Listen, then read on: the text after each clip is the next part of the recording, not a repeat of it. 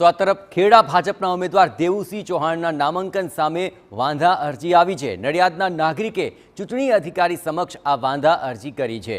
દેવુસિંહ 10 વર્ષથી સાંસદ સુવિધા કેન્દ્રનો ઉપયોગ કરતા હોવાની તેમાં રજૂઆત કરવામાં આવી છે। આવાસ જાહેર સંપત્તિ હોવા છતાં દેવુસિંહે સરકારમાં ભાડું જમા નથી કરાવ્યું તેનો પણ ઉલ્લેખ કરવામાં આવ્યો છે। આ મકાનનું લાઇટ બિલ અને ભરવાપાત્ર કરવેરા પણ ન ભર્યા હોવાની રજૂઆત કરવામાં આવી છે। સરકારી લેણાની રકમ જમા ન કરતા તેણે આ વાંધા અરજી કરી। તો વાંધા અરજીની અંદર સ્પષ્ટપણે ઉલ્લેખ કરાયો છે આવાસ એ જાહેર સંપત્તિ છે છતાં પણ દેવુસિંહ તેનો ઉપયોગ કરી રહ્યા છે। એટલું જ નહીં, તે મકાનનું લાઇટ બિલ નથી ભર્યું, ભરવાપાત્ર કરવેરો પણ હજી સુધી ભર્યો નથી અને જે સરકારની લેણાની રકમ છે તે પણ હજુ સરકારમાં જમા નથી કરાવી અને તેને જ લઈને આ અરજી છે। વધુ વિગતે વાત કરવા જોડાઈ રહ્યા છે ટીવી9 સંવાદદાતા ધર્મેન્દ્ર કપાસી। ધર્મેન્દ્ર, કઈ કઈ વાતોનો ઉલ્લેખ છે અને આ અરજી બાદ કોઈ કાર્યવાહી શરૂ થઈ છે ખરી?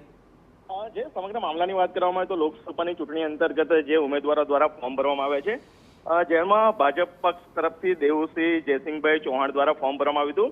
મહત્વની બાબત એ છે કે જે વ્યક્તિ દ્વારા જયેશ ગોવિંદભાઈ તલાટી નામના એક વ્યક્તિ દ્વારા જે વાંધા અરજી કરવામાં આવી છે તેની અંદર સ્પષ્ટ લખવામાં આવ્યું છે કે દેવુસિંહ ચૌહાણ જે સાંસદ સુવિધા કેન્દ્રનો ઉપયોગ કરી રહ્યા છે તે પબ્લિક પ્રોપર્ટી છે અને તેનું જે ભાડું આવે તે ભાડું તેઓ ભરતા નથી, લાઇટ બિલ બી નથી ભરતા અને ઉમેદવારી પત્રમાં જે સોગંદનામું રજૂ કર્યું છે ત્યાં સુધી તેમણે કોઈ પણ પ્રકારના વેરા કે અન્ય કોઈ રકમ ચૂકવી ન હતી, જેની સામે જિલ્લા કલેક્ટર અને ચૂંટણી અધિકારીને વાંધા અરજી આપવામાં આવી છે। જો કે જિલ્લા ચૂંટણી અધિકારી દ્વારા કયા પ્રકારની કાર્યવાહી કરવામાં આવશે તે જોવાનું રહેશે। જી આભાર ધર્મેન્દ્ર। તો આ અરજી બાદ હવે શું કાર્યવાહી થાય છે તે જોવાનું રહેશે। શું આ તમામ બાબતોને લઈને કોઈ તપાસ કરાય છે કે કેમ તે પણ મહત્વપૂર્ણ બની રહેશે।